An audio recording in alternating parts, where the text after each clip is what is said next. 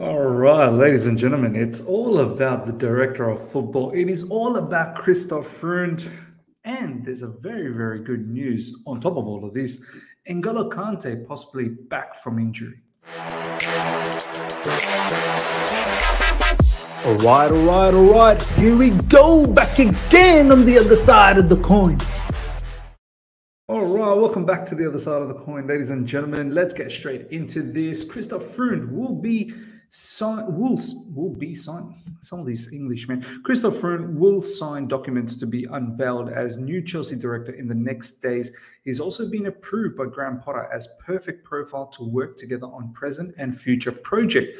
It's just a matter of time to get it signed. Also with Salzburg. So this is, as we stated in the recent video, that this is well and truly on the works. And this man right here, ladies and gentlemen, will be Chelsea's next director of football. And this is a really nice reply from LDN, an account on Twitter, saying this is the structure for Chelsea. Graham Potter, head coach, Todd Boehly, owner, Christoph Freund, director of football. The new structure of Chelsea Football Club. I think there could be a bit of an adjustment here as well. I get the feeling, and we'll get to that news down the track, we are apparently looking for a CEO as well. So I get the feeling maybe Todd Boehly, Egbhali, they just want to sort of separate away a little bit from the heat. Obviously, look from above and have the CEO report to them, and then the CEO will basically have Graham Potter, Christoph Freund, and all of the other backroom stuff under his management. But we'll see what happens. There is some conversation that there could be a CEO, but we'll look into that down the track. Christoph Freund, the new man for Chelsea project, Haaland, Mané, Upamecano, Naby Keita, among his best deals. More than 500 million profit with player trading with Salzburg, meeting with Boehly for Šesko, how it all started. So look, some people, before I talk about what certain people are saying in the fan base, I just want to say it's good how we're moving like this. It's very important to have a solid base of a building. A building can only rise if the base is very strong. If the base isn't strong, the more you build layers onto the building, it's just going to end up collapsing. That's how I look at it. And all of these little things that we're doing, well, not really little things, quite monumental things that we're doing, are only to make the base very, very strong. We've got the manager. Hopefully we keep him for a long term. And obviously long term is based on success. They go side by side. And also, I guess, progress. Like, is the team developing? So that's the other factor. Then we're looking to get in a director of football whose predominant role, as per what I've read, is looking into players' contract, players coming in, working very much closely with the scouting network, academy, women's team, of course. Basically, the day-to-day sort of the philosophy, how we want to play the brand of football and what personnel suits that is what the director of football will do. We obviously got that operational guy, Tom Glick, I think that's his name, Man City guy. I think he's more into making sure how the branding, the imaging of Chelsea Football Club is done, whether in social media or just in media in general. I don't know whether he's going to be involved in, I suppose, sponsorship and ad deals and whatnot. So that's that operational side of things. You've got Christoph Freund. I keep saying Christoph Freund, who's going to be doing, the director of football, and we'll talk about down the track about the CEO. But for me, these aspects are very important to get the base strong. Extremely important. Christoph Freund, Red Bull Salzburg, Erling Haaland, Sadio Mane, Konrad Laimer, Dayot Upamecano, Karim Adeyemi, Marcel Sabitzer, Patson Daka, Naby Keita, Benjamin Šesko, Dominic Szoboszlai, Enoch Mwepo. I think this is the guy who plays for Brighton, Mwepo. So look, there's a lot of good names. Now, this is the thing, this right here, ladies and gentlemen. This is how some of the people are reacting to some of those players that Christoph Freund has unveiled, I suppose. Alexis Kafkas, you guys probably know him from Kafka's View, but it's not just Alexis. There are a few other people that are thinking this way. Now, answer this question. How many of them are actively good enough to add to the starting lineup? To Chelsea, Haaland, Mané, the rest aren't ready to be starting. This is an approach smaller teams are going to be more accepting of. Now, look, I don't expect Christoph Freund. He basically did what he had to do with the budget that Salzburg has. Like, I don't expect some of these players to be put up for Chelsea contention. Some of them actually would make it at Chelsea. I can't even lie with the status of some of our players. Some of these players in this list would probably make it. But what I'm trying to say is that Christoph Freund will have a different level of ingredients here, different level of resources here.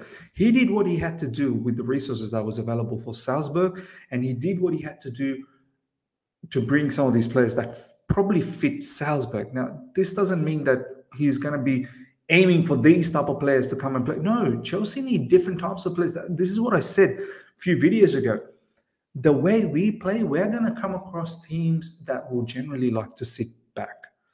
We can't have everything what Salzburg had. Do you know what I mean? And also at a certain degree, what Brighton does. Like, I know some of us, even me at times, get gassed about some of the Brighton players because thinking Potter has worked with them, but it doesn't necessarily mean just because they've worked for Brighton that they'll work for us. We need different characteristics.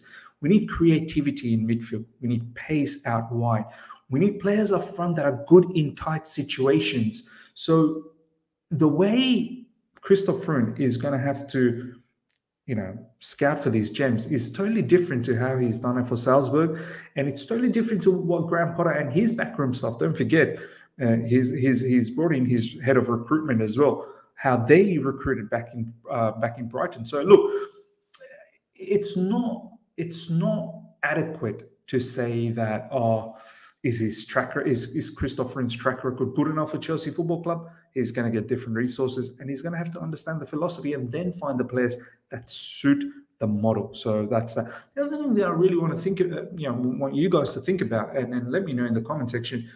Graham Potter brought in his head of recruitment as well, like who's very good with data, and him along with Graham Potter and the rest of the backroom stuff did the recruitment for Brighton. So how will all that work out with Christoph Freund having his connections, his contacts as well, is going to be an interesting thing.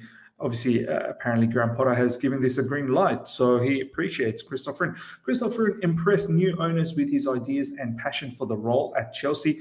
The Chelsea players are also enjoying working under Graham Potter and are impressed with the speed that Boehly, Egbhali are building the off-field structure. I'm glad they're impressed. You better start impressing us in the field. Glad you're impressed with what we're doing outside and how we're building the structure. It's time for you to, perform. That's the bottom line.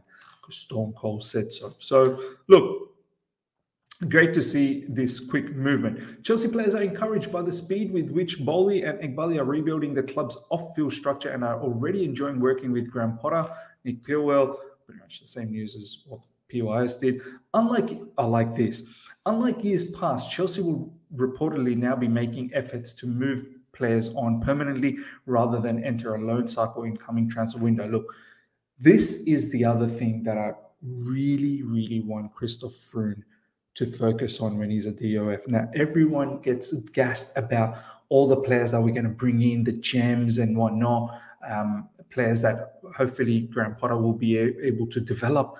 But it's very important, ladies and gentlemen, very important, just as important, what Christoph Freund does with players that are coming up with their expiration time. Knowing when to let go of a player is so vital. Prolonging their stay could become detrimental to the playing squad and detrimental to the club. It is paramount that as soon as we sense that this player's time is up at the football club, we need to dispatch of them immediately and keep refreshing the team in that manner. And it will only enhance, Graham Potter's time at Chelsea Football Club. Not doing them in the right time, as I said, sometimes it ends up to leading of the sacking of the manager. So it is important that we do that, ladies and gentlemen. You know, for example, right now, Azpilicueta, I wouldn't have given him a 2-year contract. I really wouldn't. It was his time to move on. It's things like that. What do you do with underperformers as well who've been in the club for a long time? Do you know what I mean? You know, players like Havertz at the end of the season, you know, Christian Pulisic, Hakim Ziyech, so on and so forth. To know when to let go is just as important as bringing in a new player, a gem. So this is something I definitely want to see. I don't want to see too many of these loans just because it's not working out with Chelsea Football Club. Send them out on a loan, see what happens. No. Loan out the ones that need to be loaned. You know, academy players that deserve a loan to develop elsewhere so that they can come into the first team. Let's not loan out players that have not worked out for Chelsea Football Club and hope that something clicks and then we can bring them. Obviously, don't make a judgment too quickly. Give them time. And this is what I said. Like underperformers for a longer period of time. I'm not talking about someone who just underperforms for 6 months and now we want to dispatch. We're talking about Christian Pulisic being on his 4th season. Kai Havertz being on his 3rd season. So on and so forth. Hakim Ziyech on his 3rd season. So it's players like that we need to ensure. What do we do? What do we do? Very, very important. Chelsea reportedly met with Red Bull Leipzig chief Oliver Mintzlaff as they look to enhance structure. This is the other thing that when I was talking about, ladies and gentlemen, it seems like we're not just going for the director of football. We're looking for a chief, so like a CEO kind of thing. So you've got the CEO, then people under him would be director of football, the manager, Graham Potter, his backroom staff, operational managers, also all of those people will report to the CEO, and then CEO will obviously report back to the owner. So it makes me think Boehly is creating the structure, and he doesn't want to be, you know, on top of the food chain always, knowing every little bits and pieces. I think eventually enough, once he builds the structure, he'll move himself away from all of this. And obviously he'll get people to report to him and he'll know what's going on. And from there, he'll make judgments and speak to the CEO. And then from there, they'll make decisions. But I get the feeling maybe down the track, Todd Boehly will try and sort of remove himself from the heat. And I think rightly so. He doesn't need to be involved in all of this. Get the right people to run the club efficiently and get them to report back to you, and then you can make decisions off the back of that. So look, watch this space. This hasn't been done and dusted as yet. Although we've spoken to Oliver Mintzlaff, but it's not advanced or anything as yet. But it makes me think it's something that we're thinking about. Ladies and gentlemen, let me know how you felt about everything so far we've talked about in regards to DOF, in regards to the structure, how you feel about all of that. What do you expect from the DOF? What about the players that are not performing, players that are injury prone, players that the expiration date, as I said, the contract coming to an end. What do you do with that? Let me know about that. Now, we will talk about finally in regards to N'Golo Kante, ladies and gentlemen. N'Golo Kante is back. Apparently, this is coming from Nezar Kinsella, who spoke on the London is Blue podcast.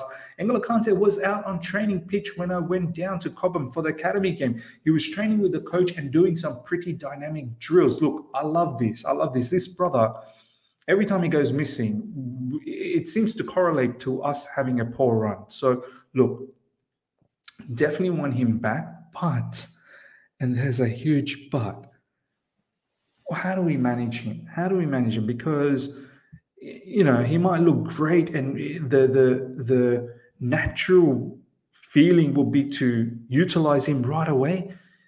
But this guy has a tendency of breaking down over and over again. So how do we utilize him? How do we ensure we get the best out of N'Golo Kante without having him to be injured? I say one more injury, and that needs to be curtains after this. One more long-term in the sense at least a month off, on top of the month that he's already been off.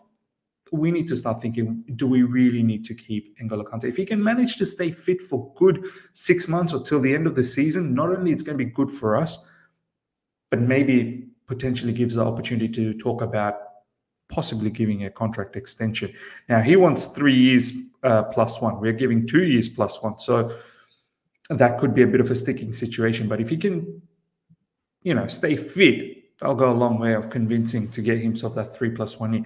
Ladies and gentlemen, you let me know, man. I'm gassed about N'Golo Kante coming back, but at the same time, I'm like, I'm scared. I'm scared to use you because I don't know what's going to happen with the intensity. As soon as you're in the field, I don't know what is going to take place. So, ladies and gentlemen, let me know how you feel about N'Golo Kante and comment below on that. Hope you guys have enjoyed this. I'll cover a whole heap of, as I said, there's a midfield conversations that's taking place, but I don't want to take up too much time on talking about Christoph Freund and N'Golo Kante. We'll do a separate video where we talk about the midfield situation that's brewing, Jorginho, a whole heap of other conversation that's happening as well. So we'll do that on a separate video. If you guys have enjoyed this, smash the like button. If you're here for the first time, subscribe, hit the bell notification to stay in touch with all my content. Until next time, see ya.